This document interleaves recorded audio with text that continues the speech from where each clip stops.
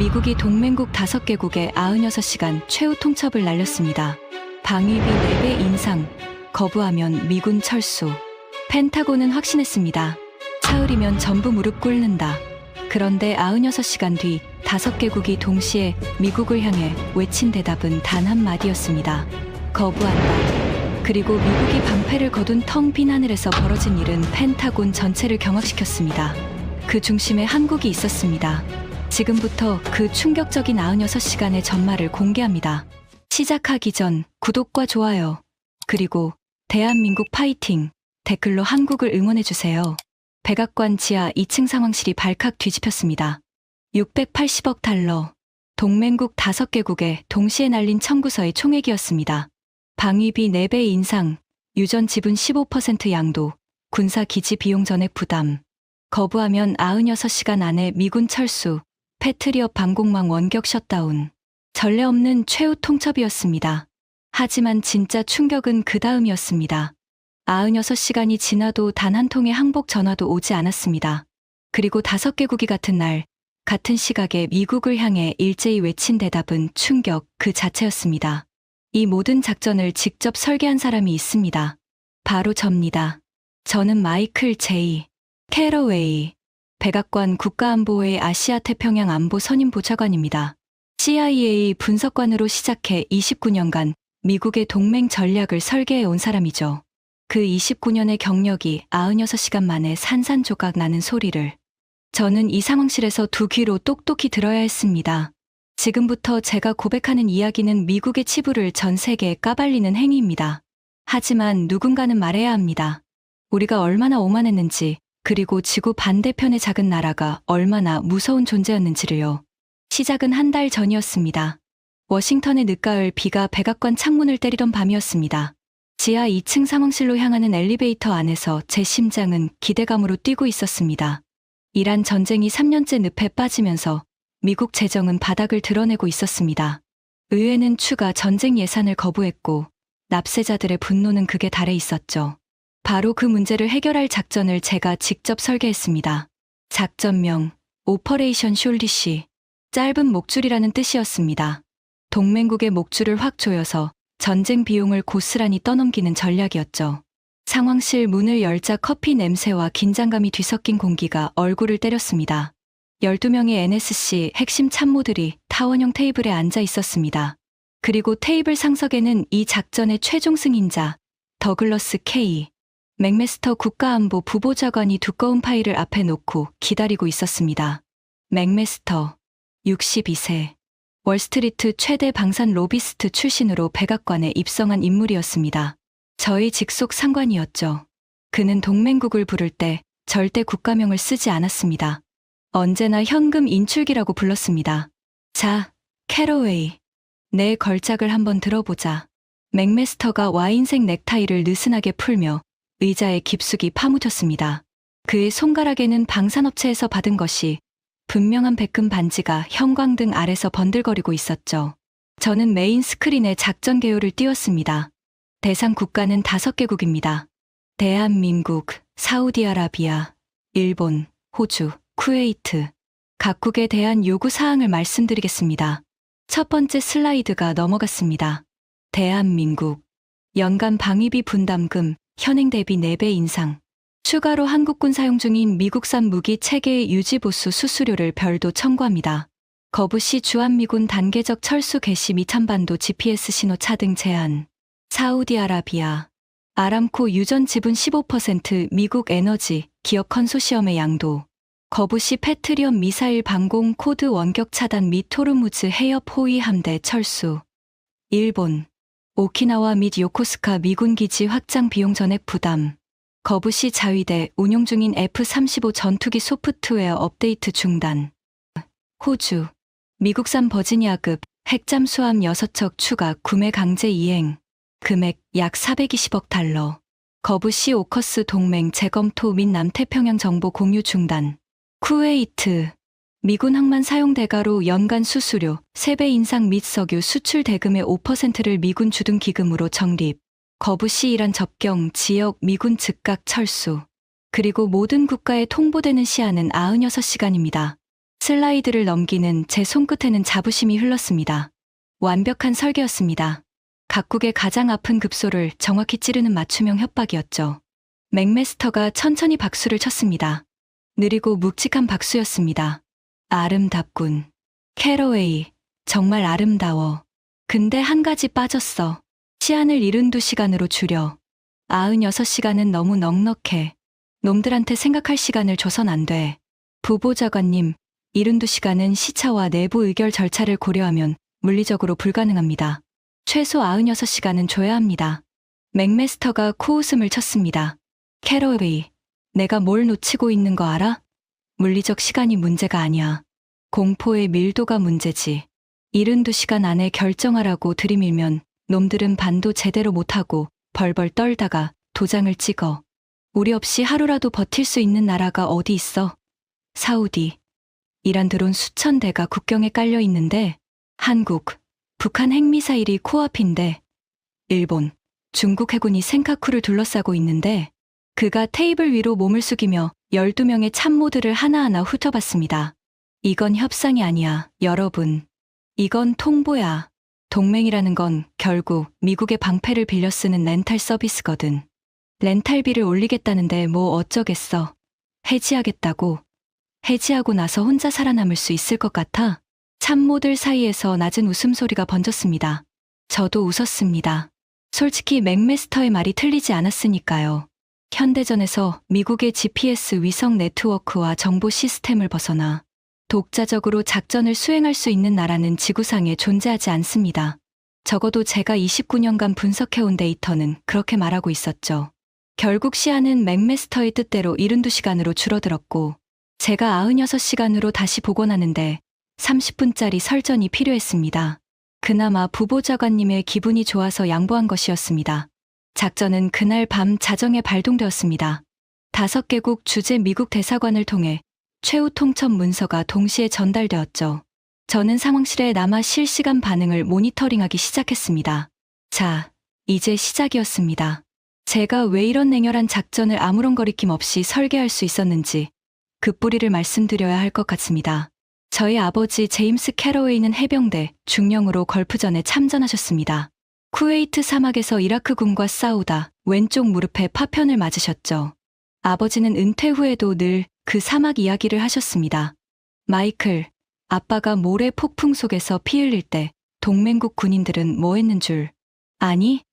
에어컨 나오는 텐트에서 작전 지도나 들여다보고 있었어. 진짜 피를 흘리는 건 언제나 미국 젊은이들이야. 동맹이란 건 결국 우리가 피 흘려서 지켜주는 거지. 그러니까 그 값은 받아야 해. 어린 시절부터 귀에 못이 박히도록 들은 말이었습니다. 미국이 세계의 방패라는 믿음. 그 방패의 대가를 동맹국이 치러야 한다는 확신. 저는 그것을 종교처럼 믿으며 자랐습니다. 조지타운 대학에서 국제안보학을 전공한 뒤 CIA에 입사했습니다. 첫 포직은 동아시아 분석과 그곳에서 저는 인생을 바꾼 프로젝트를 맡게 됩니다. 동맹국 군사 종속 구조 분석. 쉽게 말해서 동맹국들이 미국 없이는 얼마나 무력한지를 수치로 증명하는 작업이었습니다. 3년간 파고들었죠. 그리고 제가 내린 결론은 명쾌했습니다. 한국, 전투기, 구축함, 미사일 방어 체계의 핵심 소프트웨어 및 반도체가 미국산의 95% 이상 의존, GPS 신호 차단 시 정밀 유도, 무기 전략 무력화, 독자 작전 지속 능력 48시간 미만. 보고서 한 줄 한 줄이 동맹국의 목줄을 조이는 끈이었습니다. 저는 그 끈을 세밀하게 꼬아 올린 장본인이었죠. 특히 한국에 대해서는 확신이 있었습니다. 한국의 무기 수출이 늘고 있다는 뉴스는 물론 알고 있었습니다. 가성비 좋은 자주포와 전차를 중동과 유럽에 팔고 있다는 기사도 읽었죠. 하지만 제 분석은 달랐습니다. 한국 방산의 본질은 조립이야. 엔진은 독일, 반도체는 미국, 소프트웨어는 우리 거. 껍데기만 한국산이지 속은 전부 수입품이야. 우리가 부품 공급 끊으면 그 멋진 K2 전차도 고철 덩어리에 불과해. 맥메스터에게 처음 보고했을 때 그의 반응이 아직도 기억납니다. 이거 좋군. 캐러웨이, 넌 동맹의 목줄이 어디 달려있는지 정확히 짚었어. 이 보고서 잘 보관해. 언젠가 쓸 날이 올 테니까. 그 언젠가가 바로 오퍼레이션 숄릿이었습니다. 하지만 제 확신에는 사각지대가 있었습니다. 29년간 저는 동맹국이 뭘 못하는지만 분석했지.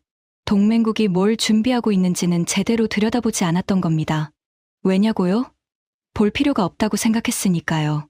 미국의 GPS 위성 31기가 지구 전체를 덮고 있고 NSA의 감청망이 세계 모든 통신을 훑고 있는데 어떤 동맹국이 감히 미국 몰래 뭔가를 준비할 수 있겠습니까? 그건 상식적으로 불가능한 일이었습니다. 적어도 제가 레이첼 윤을 만나기 전까지는요. 최후 통첩이 발송된 지 20시간이 지났습니다. 아무 일도 일어나지 않았습니다. 48시간이 지났습니다. 여전히 아무 일도 일어나지 않았습니다. 상황실 한쪽 벽면을 가득 채운 모니터에는 5개국 대사관의 통신 상태가 실시간으로 표시되고 있었습니다. NSA가 감청한 외교 채널, 군사통신, 심지어 대사관 직원들의 개인 전화까지 수백 개의 데이터 스트림이 쉼없이 흘러가고 있었지만 정작 우리가 기다리는 신호는 단 하나도 잡히지 않았습니다. 항복 전화. 보통 이런 수위의 최후 통첩을 보내면 6시간 안에 첫 반응이 옵니다. 대사관이 발칵 뒤집히고 본국 외교부와 긴급 전화가 오가고 비공식 채널을 통해 조건을 낮춰달라는 애원이 빗발치죠. 저는 29년간 그 패턴을 수없이 봐왔습니다. 그런데 이번에는 달랐습니다. 5개국이 마치 약속이나 한 듯 똑같은 반응을 보이고 있었습니다. 아무 반응도 없다는 반응. 브리핑 시간이 되자 저는 상황실 참모들 앞에 섰습니다. 현재까지 5개국 모두 공식 응답 없음. 비공식 채널 접촉도 없음. 통상적 패턴에서 현저히 벗어난 상황입니다. 맥메스터가 커피잔을 내려놓으며 피식 웃었습니다. 겁먹은 거야. 충격이 너무 커서 수뇌부 긴급회의하느라 정신없는 거지. 48시간이 뭐 대단해. 아직 이틀이나 남았잖아. 내일 아침이면 한국 대사부터 눈물 콧물 흘리며 기어올 거야. 서명받을 펜이나 준비해놔. 맥메스터의 자신감에는 근거가 있었습니다. 그는 방산 로비스트 시절 중동 왕실과 아시아 정부를 상대로 수십 건의 무기 딜을 성사시킨 인물이었습니다. 상대방의 공포를 이용해 계약서에 도장을 찍게 만드는 것이 그의 전문 분야였죠. 하지만 상황실 구석에 앉아 자신의 노트북을 두드리던 한 사람만은 다른 의견을 품고 있었습니다. 레이첼 윤, NSC 정보분석관. 36세의 한국계 미국인 3세였습니다. 하버드에서 국제안보학 박사를 받고 펜타곤 아시아 태평양 분석국을 거쳐 NSC에 합류한 수재였죠. 하지만 한국계라는 이유로 맥메스터에게 늘 견제를 받고 있었습니다. 브리핑이 끝난 뒤 저는 복도에서 레이첼과 마주쳤습니다.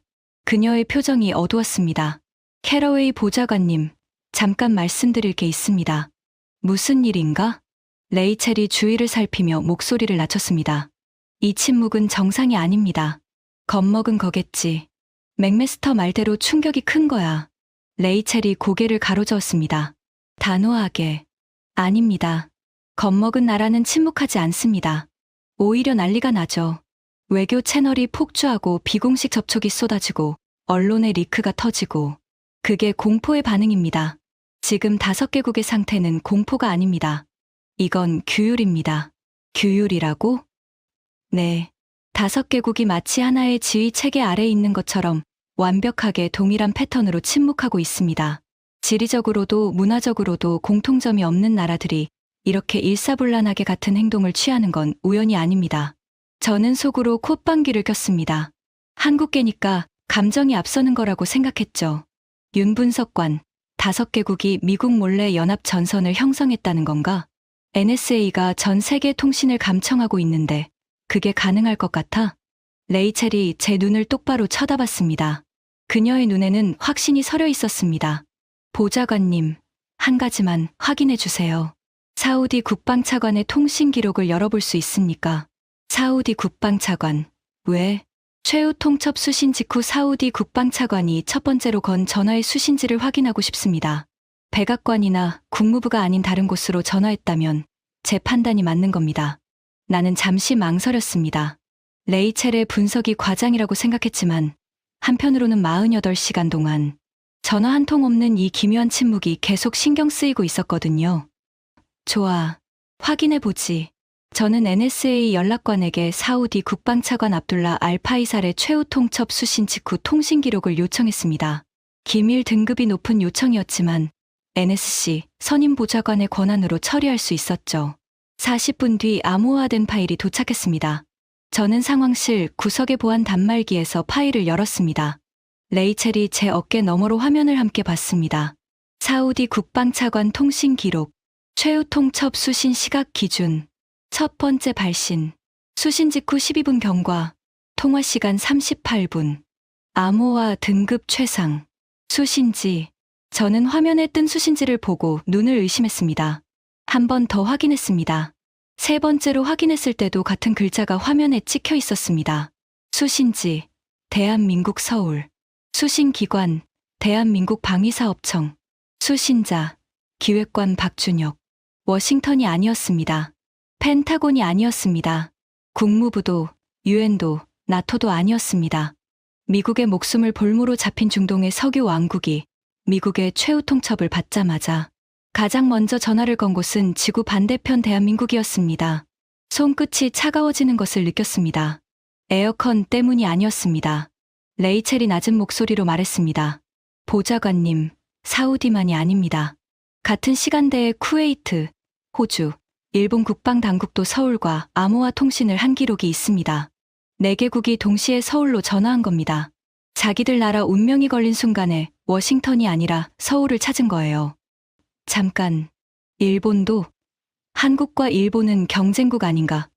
독도 문제로 맨날 싸우는 나라들이 그 일본이 한국한테 전화를 걸었다고? 레이첼이 고개를 끄덕였습니다.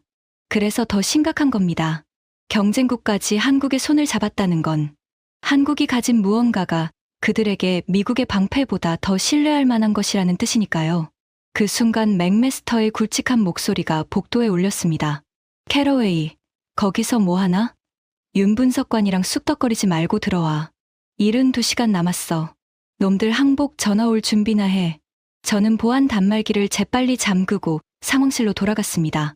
하지만 가슴속에서는 처음 느껴보는 불안감이 작은 불씨처럼 피어오르고 있었습니다. 사우디가 서울에 전화를 걸었다. 일본까지 서울에 전화를 걸었다. 대한민국이 도대체 뭘 가지고 있길래? 맥메스터가 상황실에서 여유롭게 커피를 홀짝이며 동맹국의 항복을 기다리는 동안 저는 생전 처음으로 제29년의 분석이 놓친 무언가가 있을지도 모른다는 두려움을 느끼고 있었습니다. 그리고 그 두려움은 24시간 뒤 펜타곤 지하 기록 보관실에서 레이첼 윤이 꺼내 든 빨간색 폴더 한 장을 넘기는 순간 공포로 바뀌게 됩니다. 그 폴더 안에는 3년 전 미국 국방정보국이 작성했다가 맥메스터의 지시로 급하게 폐기된 극비 보고서가 들어 있었습니다. 한국이 중동 사막 한가운데 미국의 눈을 피해 몰래 심어놓은 그것에 관한 보고서. 제가 29년간 한국을 미국의 부품 없이는 고철 덩어리라고 비웃는 동안 대한민국은 아무도 모르게 조용히 그리고 무섭도록 치밀하게 미국의 목줄을 끊어내는 작업을 완성하고 있었던 겁니다. 잠을 잘 수가 없었습니다. 상황실 소파에 누워 천장을 올려다보며 사우디 국방차관의 통신 기록이 머릿속에서 떠나지 않았습니다. 수신지, 대한민국 서울. 수신기관, 대한민국 방위사업청. 그 두 줄의 텍스트가 형광등처럼 제 뇌리에서 깜빡이고 있었죠. 이란 드론이 국경에 수천 대 깔려있는 나라가 미국의 최후 통첩을 받자마자 가장 먼저 전화를 건 곳이 한국이라니 상식적으로 말이 되지 않았습니다. 한국이 뭘 해줄 수 있다는 거야? 자주포 몇 문 더 팔겠다고? 새벽 4시 잠을 포기하고 보안 단말기 앞에 앉았습니다. NSA 연락관에게 추가 자료를 요청했죠. 최후 통첩 발송 직후 48시간 동안 5개국 국방당국의 모든 암호화 통신 기록, 기밀 등급이 높아서 처리에 시간이 걸렸습니다. 커피를 3잔째 비우고 있을 때 파일이 도착했습니다. 저는 떨리는 손으로 데이터를 열었습니다. 눈앞에 펼쳐진 통신 로그를 보고 등골이 서늘해졌습니다. 사우디아라비아 국방차관. 수신 직후 12분. 서울 방위사업청 박준혁 기획관에게 발신. 통화 38분. 쿠웨이트 국방부 작전국장. 수신 직후 27분. 서울 방위사업청 박준혁 기획관에게 발신. 통화 22분. 호주 국방부 전략기획차관. 수신 직후 34분. 서울 방위사업청 박준혁 기획관에게 발신. 통화 41분. 일본 방위성 장비계획부장. 수신 직후 51분. 서울 방위사업청 박준혁 기획관에게 발신. 통화 56분. 대한민국 국방부 국제정책관. 수신 직후 18분. 서울 방위사업청 박준혁 기획관에게 발신. 통화 33분. 한국 자체도 최후 통첩을 받은 당사국이었는데 본국 국방부가 가장 먼저 연락한 곳이 청와대도 외교부도 아닌 방위사업청 기획관이었습니다. 박준혁. 이 이름이 5개국의 통신 기록에 전부 찍혀 있었습니다. 한 명의 한국인 관료에게 5개국이 동시에 전화를 걸었습니다. 미국의 최후 통첩을 받은 직후에 저는 CIA 인물 데이터베이스에서 박준혁을 검색했습니다. 결과는 놀라울 정도로 빈약했습니다.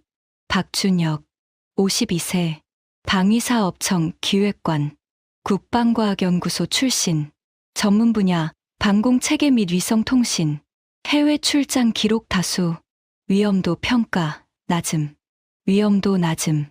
CIA가 이 임무를 하찮게 봤다는 뜻이었습니다. 한국 방위사업청의 중간 관리자 정도로 분류해 놓은 거죠. 하지만 5개국의 국방수뇌부가 국가 존망의 순간에 가장 먼저 찾는 사람이 위험도 낮음이라고요? 저는 의자에서 벌떡 일어났습니다. 심장이 빠르게 뛰기 시작했습니다. 뭔가 거대한 걸 놓치고 있었습니다. 그때 보안 단말기에 레이첼 윤의 암호화 메시지가 떴습니다. 보좌관님, 펜타곤 지하 기록 보관실에서 만나야 합니다. 당신이 봐야 할 것이 있습니다. 3년 전 국방정보국 DIA에서 작성했다가 맥메스터 부보좌관의 지시로 폐기된 보고서입니다. 한 부만 살아남았습니다. 가능한 빨리 와주세요. 새벽 5시 23분. 저는 백악관 지하 주차장에서 차를 몰아 펜타곤으로 향했습니다. 워싱턴의 새벽 도로는 텅 비어 있었고 가로등 불빛이 젖은 아스팔트 위에 길게 반사되고 있었습니다. 핸들을 잡은 손이 축축하게 젖어 있었습니다. 29년간 단 한 번도 흔들린 적 없던 제 확신에 처음으로 금이 가는 소리가 들렸습니다. 펜타곤 지하 4층 기록 보관실. 2층에 내려와 본 것은 CIA 시절 이후 처음이었습니다. 엘리베이터 문이 열리자 먼지와 오래된 종이 냄새가 코를 찔렀습니다. 형광등 절반이 깜빡거리는 좁은 복도를 따라 걸어가니 철제 문 앞에 레이첼이 서 있었습니다. 그녀의 손에는 낡은 빨간색 폴더가 들려 있었습니다. 표지에는 DIA 로고와 함께 최고, 기밀이라는 붉은 도장이 찍혀 있었죠. 그리고 그 위에 굵은 검은 글씨로 폐기 완료라는 스탬프가 더 찍혀 있었습니다. 이게 뭡니까? 3년 전 국방정보국 아시아 태평양 분석팀이 작성한 평가 보고서입니다. 보고서 제목은 대한민국 독자 군사 네트워크, 구축 현황 및 동맹 이탈 위험도 평가. 저는 제목을 읽고 눈살을 찌푸렸습니다. 한국이 독자 군사 네트워크를 구축한다고? 무슨 소리야. 한국은 우리 GPS 없이는 미사일 하나도 제대로 못 쏘는 나라야. 레이첼이 폴더를 제게 내밀었습니다. 그건 3년 전 이야기입니다. 14페이지를 펴보세요. 저는 두꺼운 보고서를 넘겼습니다. 영문 텍스트 사이로 위성궤도 도면, 통신망 구조도, 레이더 배치도가 빼곡히 들어차 있었습니다. 14페이지 소제목이 눈에 들어왔습니다. GPS 종속으로부터의 해방.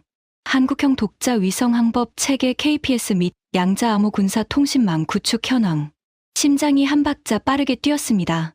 레이첼이 건조하지만 날카로운 목소리로 설명을 시작했습니다. 보좌관님, 현대전에서 가장 중요한 건 뭡니까? 눈이지. 적이 어디 있는지 보는 눈.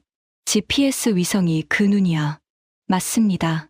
미국은 지난 30년간 동맹국에게 최고의 무기를 팔았지만 그 무기를 움직이는 눈은 절대 팔지 않았습니다. 패트리엇 미사일을 팔면서도 미사일을 유도하는 GPS 신호의 최종 통제권은 펜타곤이 쥐고 있었죠. 그래서 미국이 스위치를 내리면 동맹국의 모든 정밀 무기는 그 순간 눈먼 고철이 됩니다. 그건 알고 있어. 내가 29년간 분석한 핵심 구조니까. 그런데요. 한국은 그 구조를 깨버렸습니다. 레이첼의 손가락이 보고서의 붉은 밑줄 친 문단을 가리켰습니다. 한국은 지난 8년간 독자 군사 위성 8기를 쏘아 올렸습니다. 겉으로는 기상 관측, 해양 감시, 통신 중계라는 민간 목적으로 포장했지만 실제로는 완벽한 군사 네트워크입니다. 이 위성구는 미국 GPS와 완전히 독립된 항법 신호를 송출합니다. 정밀도는 1cm 오차 수준. 펜타곤의 군용 GPS와 동등하거나 일부 주파수 대역에서는 오히려 능가합니다. 1cm 오차. 그건 우리 군용 GPS 수준 아닌가. 네. 그리고 더 무서운 건 통신입니다. 한국은 양자 암호 기반의 독자 군사 통신망을 완성했습니다. NSA의 슈퍼컴퓨터로도 해독이 불가능한 수준의 암호화입니다. 미국의 감청망을 완전히 무력화하는 통신 체계를 한국이 만들어낸 겁니다. 잠깐. 그러면 아까 5개국 통신 기록에서 암호화 등급이 최상으로 찍힌 게 레이첼이 고개를 끄덕였습니다. 맞습니다. 5개국이 서울과 통화할 때 사용한 암호화 프로토콜은 미국 것이 아니었습니다. 한국이 자체 개발한 양자 암호 통신이었습니다. NSA가 내용을 감청하지 못한 이유가 바로 그겁니다. 우리는 통화가 있었다는 사실만 포착했지 무슨 이야기를 했는지는 전혀 모릅니다. 온몸에 소름이 돋았습니다. 에어컨 바람 때문이 아니었습니다. 한국이 미국의 GPS에서 벗어난 독자적인 눈을 만들었다. 미국의 감청망을 뚫지 못하는 독자적인 뇌를 만들었다. 그리고 그 눈과 뇌를 동맹국들에게 연결해주고 있다. 이것이 사실이라면 제29년의 분석은 송두리째 틀린 것이었습니다. 한국은 미국의 부품 없이도 고철이 되는 나라가 아니었습니다. 한국은 미국의 부품이 필요 없는 나라를 이미 완성하고 있었던 겁니다. 하지만 한 가지 의문이 남았습니다. 이 보고서가 3년 전에 작성됐다고 했지. 이 정도 위협이면 즉각 대응했어야 하는 거 아닌가? 왜 폐기된 거야? 레이첼의 표정이 어두워졌습니다. 맥메스터 부보좌관에게 보고서가 올라갔습니다. 그런데 맥메스터는 이 보고서를 과대망상증 환자의 소설이라고 비웃으며 즉각 폐기를 지시했습니다. 뭐라고? 한국이 미국의 기술력을 따라올 수 있을 리 없다. 이런 허무맹랑한 보고서로 예산 낭비하지 마라. 그게 맥메스터의 정확한 답변이었습니다. 저는 이를 악물었습니다. 맥메스터의 오만함이 3년 전에 이미 경고등을 꺼버린 겁니다. 한국을 영원히 미국의 부품 소비자로만 보았던 그 오만함이. 하지만 솔직히 말하면 저도 3년 전에 이 보고서를 봤다면 같은 반응을 했을 겁니다. 한국이 독자 위성, 양자 암호? 웃기지 마. 우리가 50년 걸려 만든 걸 한국이 어떻게 만들어? 그 오만함의 대가를 우리는 지금 치르고 있었습니다. 레이첼이 보고서의 마지막 페이지를 펼쳤습니다. 거기에는 DIA 분석관이 굵은 글씨로 적어놓은 결론이 있었습니다. 대한민국은 무기를 수출하는 것이 아니다. 그들은 미국 중심 안보 체제에 종속된 국가들에게 독립을 수출하고 있다. 이 추세가 계속될 경우 미국의 동맹 통제력은 회복 불가능한 수준으로 약화될 것이다. 독립을 수출하고 있다. 그 문장이 제 가슴 한가운데를 정확히 관통했습니다. 레이첼이 폴더를 닫으며 말했습니다. 보좌관님, 아직 끝이 아닙니다. 보고서 부록에 한국이 중동에서 진행 중인 급비 프로젝트가 언급되어 있습니다. 사우디와 쿠웨이트 사막 한가운데서 담수화 플랜트 공사라는 명목으로 진행 중인 건설 프로젝트. 보고서는 그것이 단순한 토목 공사가 아닐 가능성을 지적하고 있습니다. 저는 떨리는 손으로 부록을 펼쳤습니다. 거기에는 위성사진 몇 장과 함께 짧은 주석이 달려 있었습니다. 쿠웨이트 남부 사막지대, 한국건설 컨소시엄의 대규모 담수화 플랜트 공사 현장. 낮 시간대 촬영 영상에서는 일반적인 토목 작업만 확인. 그러나 야간 열화상 데이터에서 설명 불가능한 여론 패턴 다수 포착. 추가 조사 필요. 추가 조사 필요. 그 뒤에 맥메스터가 빨간 펜으로 직접 써놓은 메모가 있었습니다. 불필요. 한국 건설사가 물탱크 만드는 게 뭐가 위협이야. 시간 낭비하지 마. 저는 손바닥으로 얼굴을 감쌌습니다. 맥메스터가 코웃음 친 그 물탱크가 3년 뒤 미국의 목줄을 끊어버리는 괴물이 될 줄은 아무도 몰랐던 겁니다. 아니, 한 사람은 알고 있었습니다. 이 보고서를 쓴 DIA 분석관. 그리고 그 보고서를 폐기 직전에 한 부 빼돌려 보관해온 레이첼 윤. 펜타곤 기록보관실에서 나온 저는 곧바로 CIA 위성 영상분석국에 긴급 요청을 넣었습니다. 쿠웨이트 남부 사막지대, 한국건설 컨소시엄 공사 현장. 최근 4년간 촬영된 모든 위성 사진과 열화상 데이터를 재분석해달라. 분석관이 의아한 표정으로 물었습니다. 한국건설사의 담수화 플랜트 공사요? 그건 이미 민간 인프라 프로젝트로 분류되어 있는데요. 무슨 문제라도 있습니까?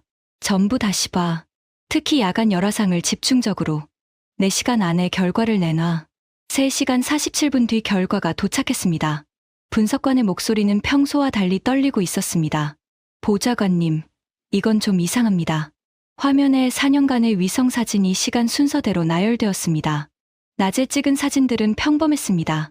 굴착기와 덤프트럭이 모래를 파내고 콘크리트를 붓고 거대한 원통형 구조물을 세우는 모습.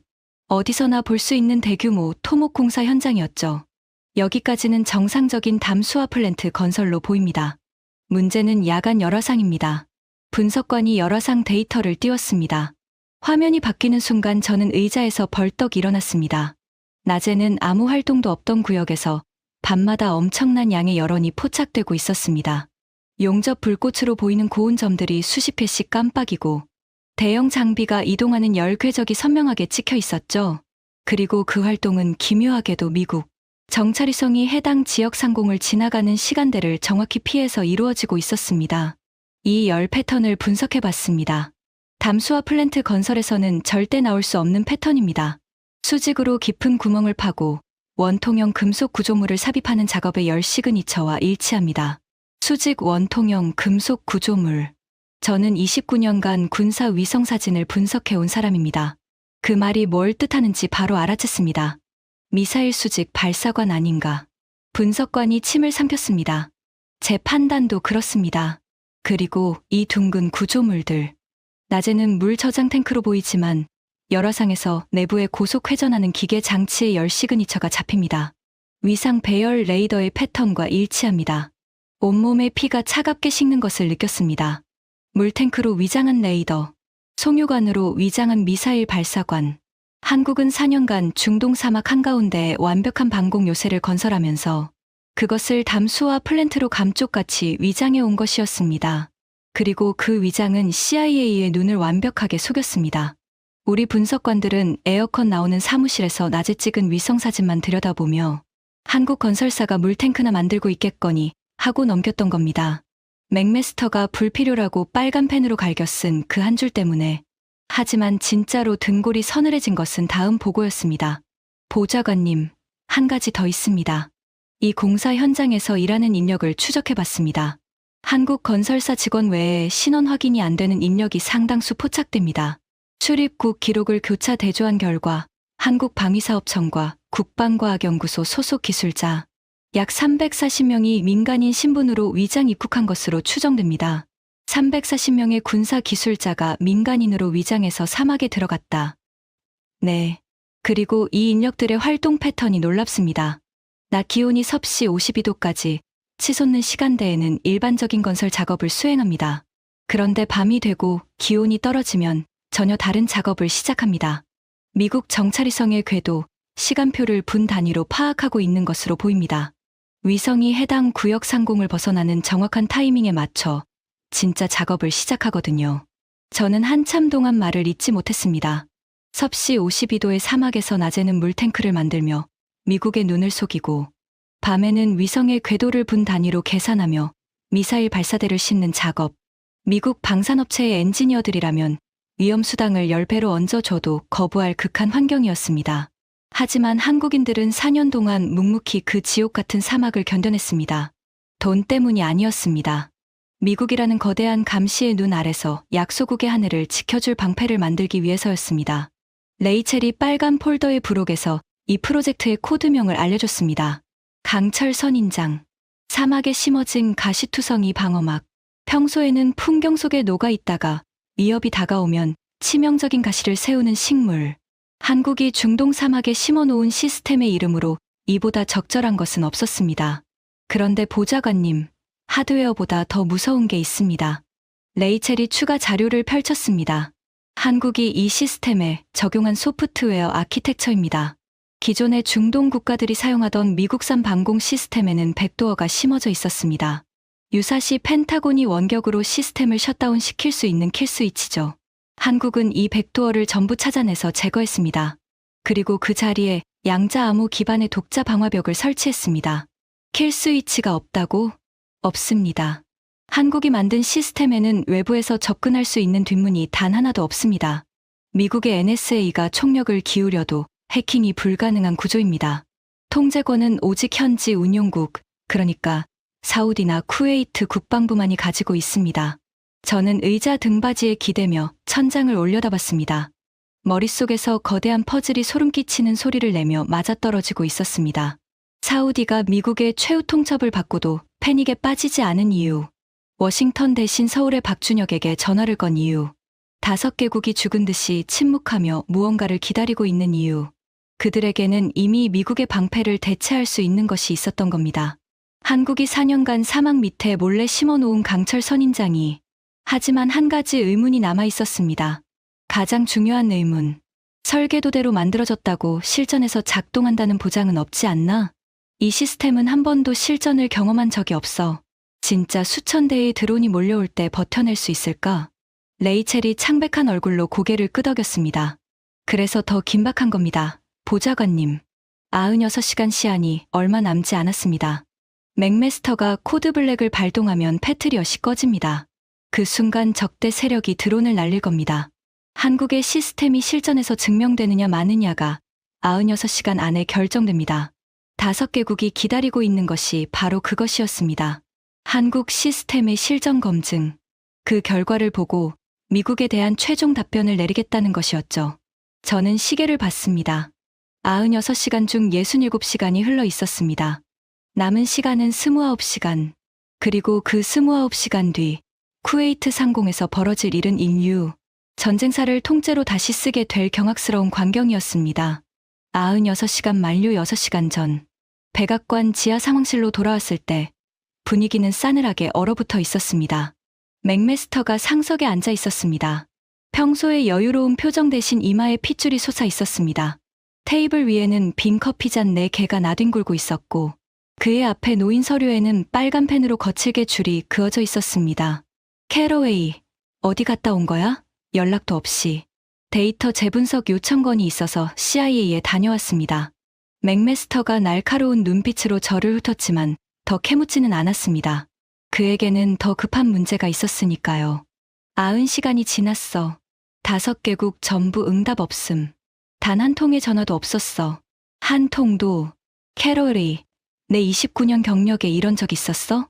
없습니다. 맥메스터가 의자에서 벌떡 일어났습니다.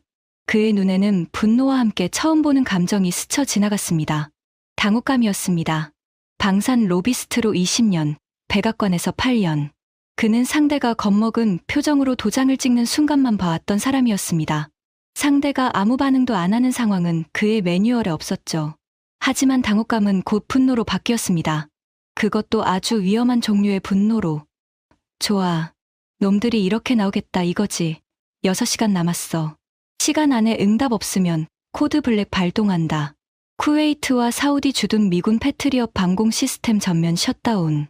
GPS 신호 동맹국 제한 모두 전환. 놈들 하늘을 텅 비워놓으면 그때서야 눈이 뒤집혀서 기어올 거야. 저는 심장이 철렁 내려앉았습니다.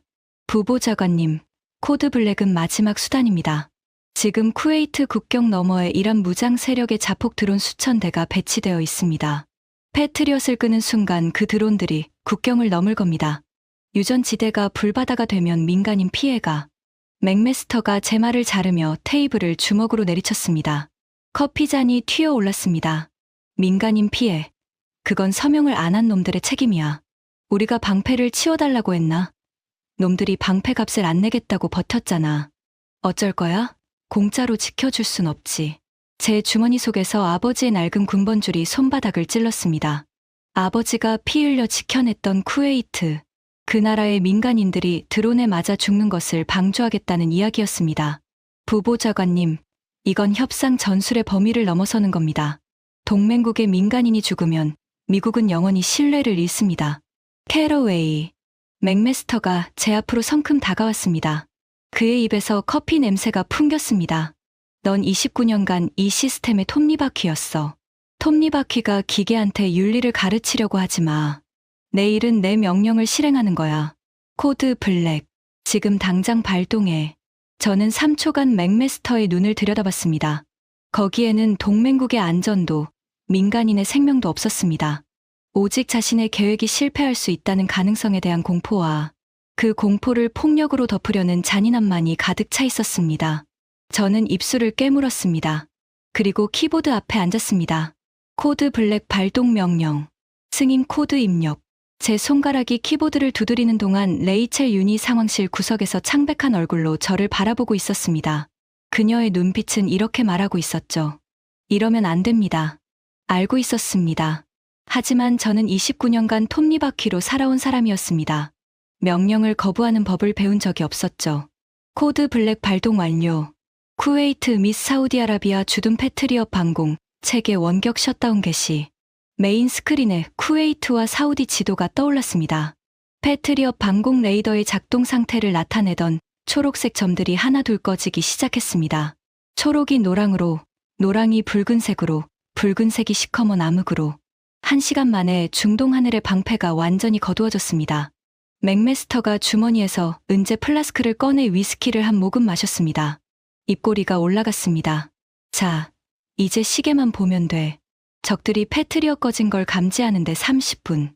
드론 발진 준비하는데 1시간. 유전 상공 도달까지 2시간. 놈들 유전이 불타기 시작하면 15분 안에 항복 전화가 올 거야. 합계 3시간 45분. 자정이면 끝나. 그가 참모들을 둘러보며 비열한 미소를 지었습니다. 놈들이 서명하면 방위비 4배가 아니라 6배로 올려. 놈들한테 반항의 대가가 얼마나 비싼지 똑똑히 가르쳐 줘야지. 상황실의 장성들과 참모들 사이에서 낮은 웃음소리가 번졌습니다. 저는 그 웃음소리를 들으며 속이 뒤집히는 것을 참아야 했습니다. 그리고 정확히 맥메스터의 예측대로 47분 뒤 쿠웨이트 국경 너머에서 첫 번째 드론들이 날아올랐습니다. 스크린 우측 하단에 붉은 점들이 나타나기 시작했습니다. 10개, 50개, 200개. 점들은 기하급수적으로 불어나며 국경선을 향해 쏟아져 들어왔습니다. 최종 집계 7,000대. 분석관의 떨리는 음성이 상황실에 울렸습니다. 이란 무장 세력 기지에서 자폭 드론 추정 비행체 7,000대 이상 발진. 쿠웨이트 영공 진입까지 예상 시간 47분. 맥메스터가 위스키 플라스크를 탁자에 내려놓으며 시계를 봤습니다. 딱 맞네. 47분 뒤 불꽃놀이가 시작되고 1시간 뒤면 항복 전화가 올 거야. 하지만 바로 그때였습니다. 모두 꺼져 있던 쿠웨이트 방공 서버 화면에 갑작스러운 변화가 포착되었습니다. 보좌관님, 이상 징후입니다. 쿠웨이트 방공 네트워크에서 미확인 신호가 감지됩니다. 뭐라고? 시커먼 암흑으로 죽어있던 스크린 정중앙에서 파란 빛이 번쩍이며 퍼져나갔습니다. 노이즈가 거치고 선명한 인터페이스가 떠올랐습니다. 펜타곤의 그 누구도 본 적 없는 화면이었습니다. 화면 한가운데 태극 문양과 쿠웨이트 국기가 교차하는 로고가 빛나고 있었습니다. 그 아래 짧은 시스템 메시지. KDS 부팅 완료. 대한민국 통합방공 네트워크 접속 성공. 통제권 쿠웨이트 국방부 이관 확인. 전 시스템 작전 대기 상태. 맥메스터의 얼굴이 돌처럼 굳었습니다. 저게 뭐야? 당장 해킹해서 꺼버려. 사이버 사령부 요원들이 미친 듯이 키보드를 두드렸습니다. 10초, 20초, 30초. 돌아온 보고는 상황실의 모든 사람을 경악하게 만들었습니다. 불가능합니다. 미국 GPS 신호를 전혀 사용하지 않고 있습니다. 독자적인 저궤도 위성 통신망으로 연결되어 있으며 양자 암호화 방화벽이 모든 외부 접근을 차단하고 있습니다. 백도어 접근 자체가 거부당하고 있습니다. GPS를 안 쓴다고. 그게 말이 돼? 말이 되었습니다. 빨간 폴더 속 경고가 현실이 된 순간이었습니다. 스크린이 바뀌었습니다. 죽어있던 쿠웨이트 방공 지도가 완전히 새로운 모습으로 다시 살아났습니다. 펜타곤이 제공하던 흐릿한 2차원 흑백 지도가 아니었습니다. 사막의 모래 언덕 높낮이까지 완벽하게 구현된 3차원 입체 디지털 전장 지도였습니다. 그 지도 위로 국경을 넘어오는 7,000개의 붉은 점이 실시간으로 찍히기 시작했습니다. 각 점 옆에는 비행 속도, 고도, 탑재 폭약량 추정치까지 표시되고 있었습니다. 표적 식별 7,128개 완료. 이동 속도 시속 190km. 선두 편대 쿠웨이트 영공 진입까지 38분. 요격 시퀀스 자동 산출 중. 미국의 패트리엇 레이더조차 7,000개가 넘는 소형 표적을 동시에 추적하면 심각한 과부하가 걸립니다. 시스템 다운이 오는 수준이죠. 하지만 한국 시스템은 1초의 지연도 없이 7,000개의 점을 개별적으로 추적하고 각각에 대한 최적 요격 수단까지 자동으로 배정하고 있었습니다. 맥메스터가 씩씩거렸습니다. 저 시스템이 진짜로 7,000대를 막을 수 있을 것 같아. 한 번도 실전을 경험 안 한 한국산 장난감이 10분 뒤면 과부하 걸려서 뻗을 거야. 기다려. 하지만 이 전투의 전말은 사태가 끝난 뒤 제가 입수한 쿠웨이트 벙커 내부의 전투 기록과 통신 로그를 통해 소름 끼치도록 생생하게 재구성할 수 있었습니다. 쿠웨이트 국방부 지하 벙커. 앞줄 스크린에 7,000개의 붉은 점이 파도처럼 밀려오는 것을 보며 쿠웨이트 국방차관 압둘라 알파이살은 마른 침을 삼켰습니다. 하지만 그의 눈에 패닉은 없었습니다. 옆에 서 있는 한국인 기술 고문의 차분한 음성이 벙커를 채우고 있었기 때문입니다. 차관님, 시스템은 완벽한 상태입니다. 4년간 준비한 이 순간입니다. 명령만 내려주십시오. 압둘라 차관이 마이크를 잡았습니다. 그의 목소리는 떨리지 않았습니다. 전 시스템 교전 개시. 조국을 지켜라. 그 명령이 떨어지는 순간 사막이 깨어났습니다. 4년간 담수화 플랜트로 위장되어 있던 쿠웨이트 남부 사막의 모래에 언덕들이 낮은 진동과 함께 갈라지기 시작했습니다. 펜타곤의 열화상 카메라가 포착한 영상이 메인 스크린에 동시 송출되었습니다. 위장막이 벗겨졌습니다. 물탱크였던 둥근 구조물의 상부가 꼬집처럼 열리며 레이더 안테나가 솟아올랐습니다. 송유관이었던 원통형 파이프의 뚜껑이 사출되며 수직 발사관이 하늘을 향해 자세를 잡았습니다. 공사 현장에 버려진 듯 주차되어 있던 덤프트럭의 짐칸이 열리며 쌍열 대공포가 포신을 세웠습니다. 사막 한가운데서 강철 선인장이 가시를 세우는 장관이었습니다. 상황실이 얼어붙었습니다. 맥메스터의 위스키 플라스크가 손에서 미끄러져 바닥에 굴렀지만 아무도 신경 쓰지 않았습니다. 1단계 요격 개시. 첫 번째로 불을 뿜은 것은 한국형 중거리 지대공 미사일 천공3였습니다. 수직 발사관에서 차가운 압축 공기와 함께 하얀 연기를 뿜으며 솟구친 미사일들이 공중에서 점화되자마자 마하 5의 속도로 선두 드론 편대를 향해 쇄도했습니다. 미국제 미사일의 요란한 화염꼬리와는 완전히 달랐습니다. 소리도 빛도 최소화한 사냥매가 먹이를 낚아채듯 정밀하고 냉혹한 궤적이었습니다. 밤하늘에 불꽃이 터지기 시작했습니다. 선두 편대 1200대가 연쇄 폭발하며 오렌지색 화염과 파편을 쏟아냈습니다. 스크린에서 붉은 점 1200개가 한꺼번에 사라졌습니다. 1단계 요격 완료. 선두 편대 1247대 격추. 미사일 소모 312기. 명중률 100%. 상황실에서 누군가의 입에서 욕설이 튀어나왔습니다. 하지만 드론의 물량은 압도적이었습니다. 선두가 지워진 자리를 뒤따르던 4000대 이상의 드론이 벌떼처럼 밀고 들어왔습니다.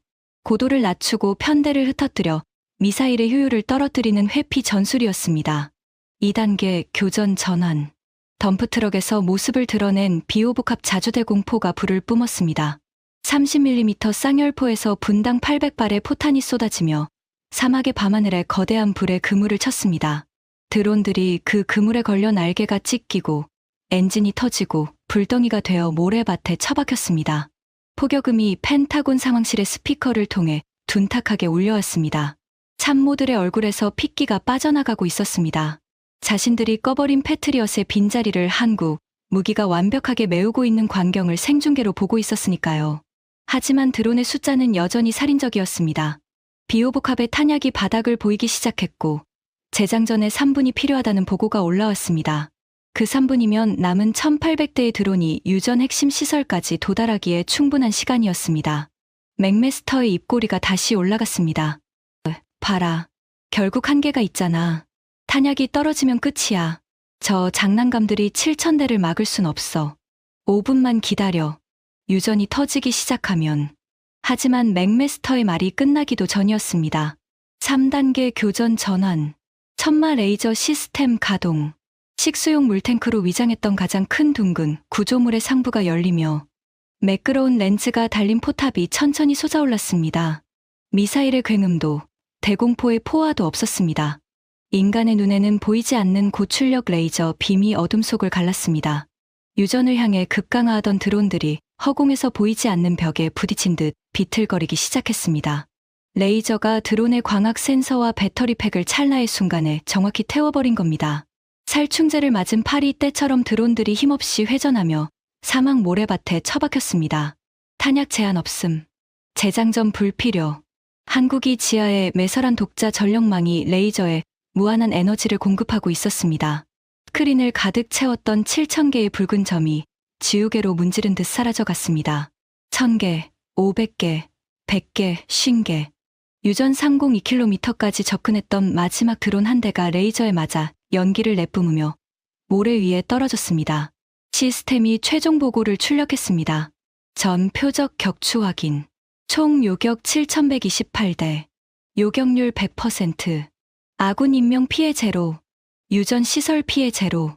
교전 소요 시간 22분. 22분. 미국이 버리고 떠난 텅 빈 하늘에서 한국이 4년간 사막에 묻어놓은 강철 선인장이 7,000대의 자폭 드론을 22분 만에 전멸시켰습니다.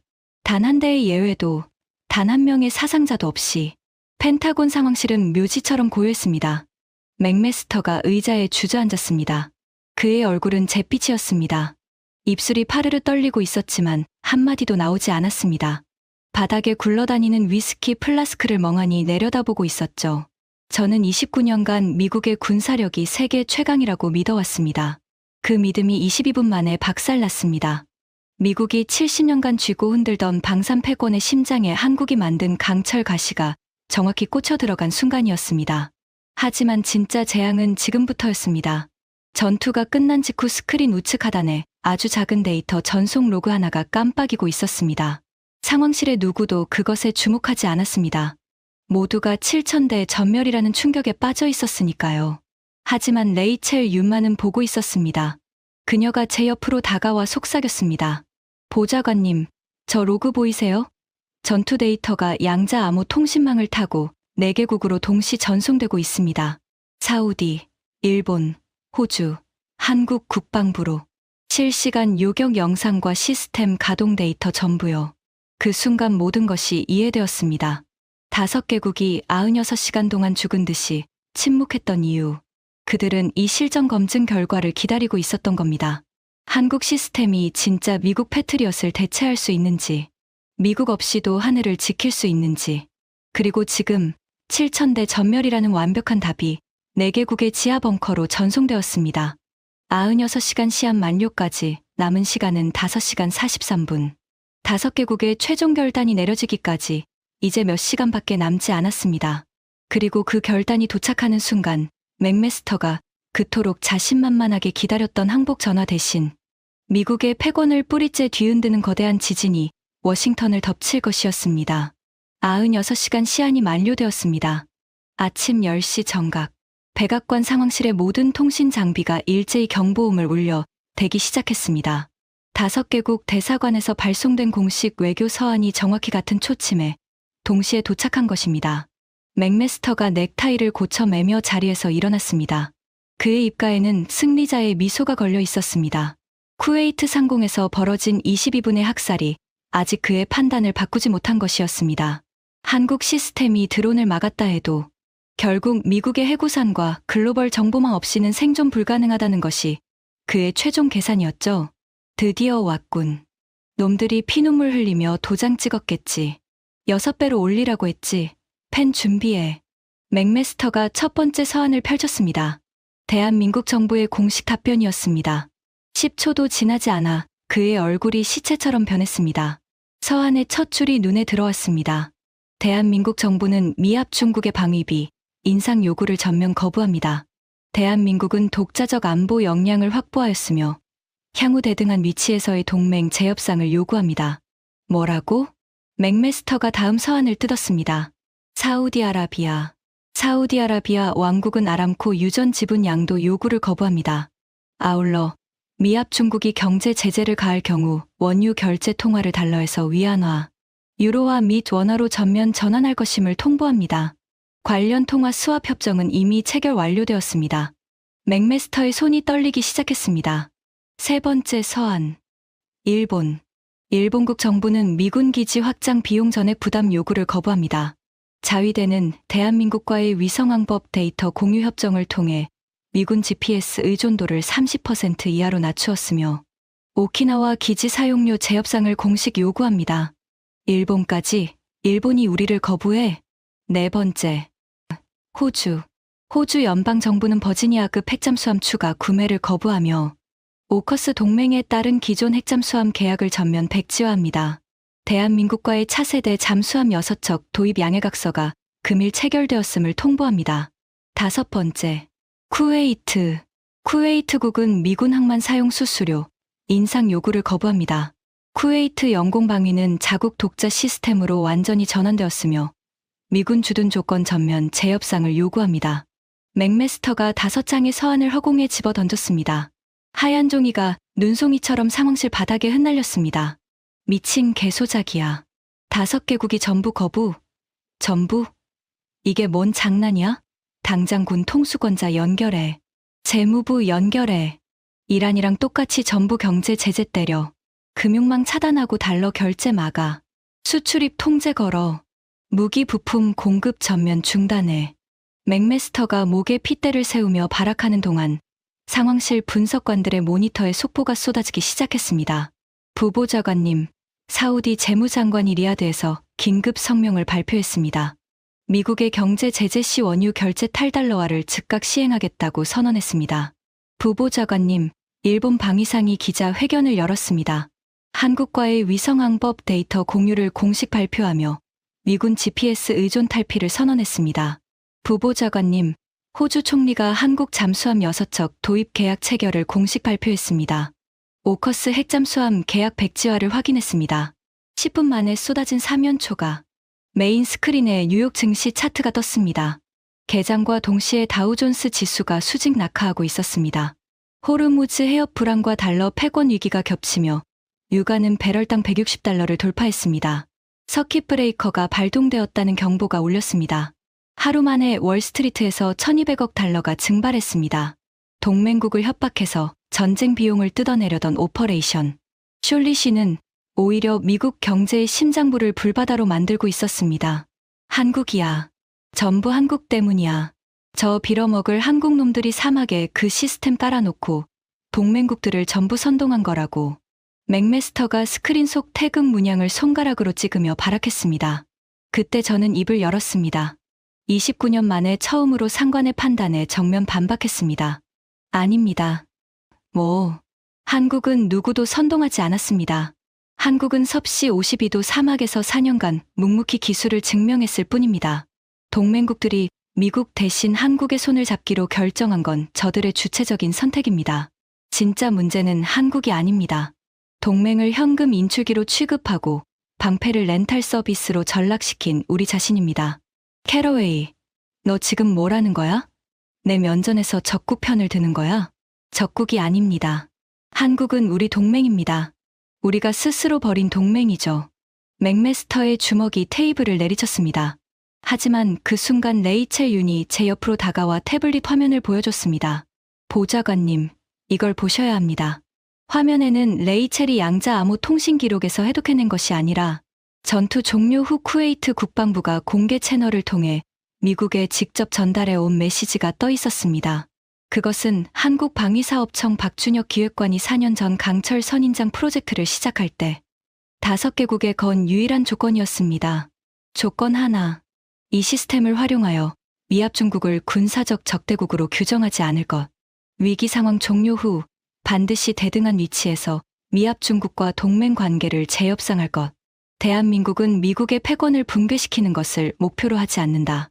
파괴된 동맹의 신뢰를 복원하는 것을 목표로 한다. 저는 그 문장을 3번 읽었습니다. 3번째 읽었을 때 눈가가 뜨거워졌습니다. 한국은 미국을 무너뜨리려 한 적이 없었습니다. 한국은 동맹의 목에 채워진 사슬을 끊어주면서도 그 사슬을 채운 나라를 적으로 만들지 말라고 당부한 것이었습니다. 70년 동맹의 가치를 쓰레기통에 처박은 것은 우리였는데 그 동맹의 의미를 끝까지 지키려 한 것은 한국이었습니다. 맥메스터는 그 메시지를 읽지 않았습니다. 아니, 읽을 수 없었을 겁니다. 그의 세계에는 신뢰라는 단어가 존재하지 않았으니까요. 3주 뒤, 저는 상원 군사위원회에 출석했습니다. 제 손에는 두꺼운 서류 봉투가 들려 있었습니다. 맥메스터가 코드 블랙을 발동하며 동맹국 민간인 피해를 방조한 정황, 3년 전 DIA 경고 보고서를 사적 판단으로 폐기한 정황, 방산 로비스트 시절 수수료 비리의 증거, 저는 그 모든 것을 의원들 앞에 내려놓았습니다. 맥메스터는 청문회에 소환되었고 저는 자진 사퇴했습니다. 펜타곤 출입증을 반납하고 백악관을 나서던 날, 워싱턴의 하늘은 맑았습니다. 29년간 매일 출입하던 건물이 등 뒤로 멀어지는 것을 느끼며 저는 아버지의 군번줄을 주머니에서 꺼냈습니다. 차가운 쇠조각의 감촉이 손바닥에 남았습니다. 아버지가 살아 계셨다면 뭐라고 하셨을까요? 저는 사퇴 후 한 달 뒤 서울을 방문했습니다. 박준혁 기획관을 만나기 위해서였습니다. 저에게 연락을 준 것은 쿠웨이트 국방차관 압둘라 알 파이살이었습니다. 브레넌 씨가 아니라 캐러웨이 씨.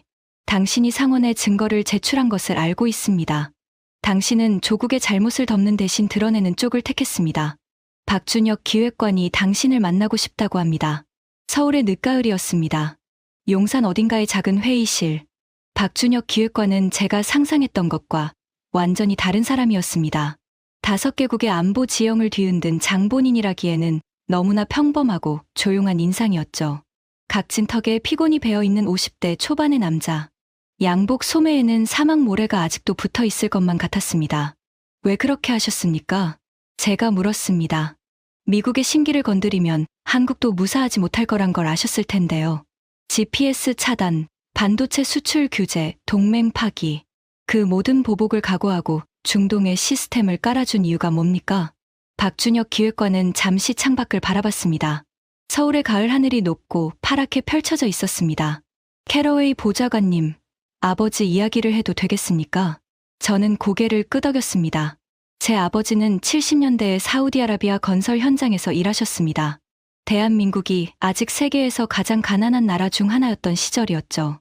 아버지는 섭씨 50도가 넘는 사막에서 하루 14시간씩 파이프를 용접하셨습니다. 모래바람에 피부가 벗겨지고 땀이 마르기도 전에 다시 쏟아지는 지옥 같은 환경이었죠. 그렇게 번 돈을 한국에 보내서 저를 학교에 보내셨습니다. 박 기획관이 탁자 위에 종이컵을 들었습니다. 뜨거운 김이 모락모락 피어오르는 한국식 믹스 커피였습니다. 아버지 세대가 사막에서 피땀 흘려번 외화로 나라를 세웠습니다. 그리고 50년이 지난 지금 아버지 세대의 아들, 딸들이 그 사막에 다시 돌아가서 이번에는 그곳을 지켜주는 방패를 만든 겁니다. 빚을 갚은 거죠. 저는 아무 말도 할 수 없었습니다. 캐러웨이 보좌관님, 미국은 지난 70년간 동맹국에게 무기를 팔면서 목줄을 채웠습니다. 스위치를 끄면 무기가 멈추는 구조. 통제권은 언제나 펜타곤이 쥐고 있었죠. 우리는 달랐습니다. 박 기획관이 커피를 한 모금 마시고 이어갔습니다. 우리는 무기를 건네면서 열쇠도 함께 줬습니다. 킬 스위치가 없는 시스템. 외부에서 끌 수 없는 방패. 버튼을 누르는 사람이 곧 주인인 무기. 왜 그랬냐고요? 우리가 겪어봤으니까요. 남의 힘에 기대서 사는 서러움을. 언제든 끊길 수 있는 방패 아래서 눈치 보며 사는 불안함을. 누구보다 뼈저리게 알고 있으니까 같은 처지의 나라들에게 그 서러움을 물려주고 싶지 않았던 겁니다. 진정한 동맹이 뭔지 29년간 분석해왔다고 자부했던 제가 그 순간 깨달았습니다. 저는 동맹의 본질을 단 한 번도 이해한 적이 없었다는 것을. 미국은 동맹에게 방패를 빌려주며 목줄을 쥐었습니다. 한국은 방패를 만들어주며 열쇠를 건넸습니다. 미국의 동맹은 공포 위에 서 있었고 한국의 동맹은 신뢰 위에 서 있었습니다. 96시간 만에 공포의 동맹이 무너지고 신뢰의 동맹이 살아남은 것은 당연한 결과였습니다. 박 기획관이 종이컵을 제 앞에 하나 더 놓으며 말했습니다. 한국에서는 이걸 전우와 나눠 마십니다. 전우라는 건 같은 하늘 아래서 비를 함께 맞는 사이를 말하는 겁니다. 계산서를 들이미는 관계가 아니라요. 전우. 저는 그 따뜻한 커피를 받아 들었습니다. 달달하고 진한 맛이 목을 타고 내려갔습니다. 29년간 펜타곤에서 마신 어떤 커피보다도 강하고 따뜻한 맛이었습니다. 워싱턴으로 돌아온 날 밤, 저는 서재 서랍을 열었습니다. 아버지의 군번줄을 조용히 내려놓았습니다. 그것은 더 이상 미국의 군사적 자부심을 상징하는 유물이 아니었습니다. 조국이 잃어버린 신뢰가 얼마나 무거운 것이었는지를 평생 기억하기 위한 반성의 증거로 그곳에 남을 것입니다. 저는 노트북을 켰습니다. 이 이야기를 세상에 알려야 했습니다. 29년간 저는 미국이 세계의 방패라고 믿었습니다. 하지만 방패를 무기로 사용하는 나라는 이미 방패가 아닙니다. 한국은 방패를 선물하면서도 그 방패로 누군가를 위협하지 않았습니다. 그것이 진짜 동맹이고 그것이 진짜 힘이었습니다. 여러분, 지금까지 백악관 NSC 선임보좌관 마이클 캐러웨이의 96시간을 함께 하셨습니다. 어떠셨습니까? 680억 달러의 청구서, 5개국의 동시 거부, 7,000대의 자폭 드론, 그리고 22분 만에 완벽한 요격.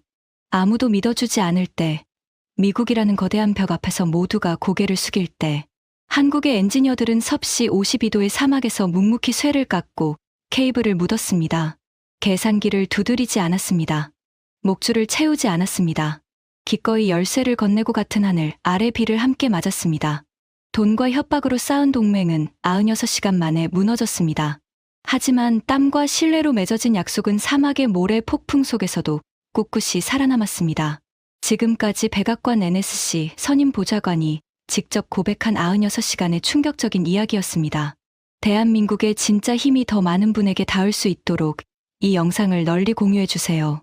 여러분의 공유 하나가 대한민국을 알리는 힘이 됩니다. 구독과 좋아요도 부탁드립니다. 지금까지 감동 새벽이었습니다.